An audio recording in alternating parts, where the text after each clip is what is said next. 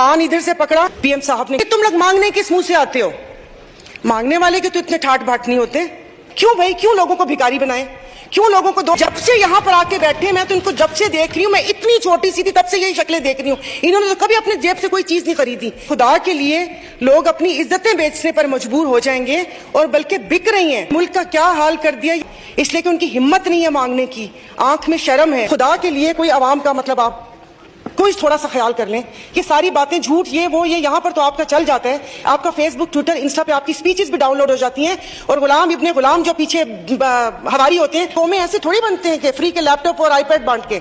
बाकी तो छोड़े, आपने तो इस इंस्टीट्यूशन को बेतौकीर कर दिया है। अब यहाँ पर बैठ के आइज या नोज कहने के लिए या और एक्स्ट्रा की तरह आइज नोज, जिसको भी मिला उसने अपने हिस्से का नोच लिया।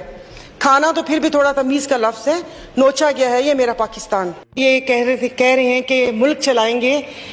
इन 70 सालों में हमसे कोई इदारा तो चला नहीं है, मुल्क कैसे चलाएंगे?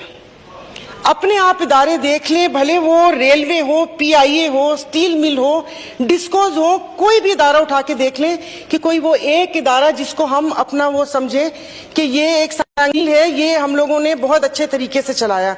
हर इदारे का तो बुरा हाल किया।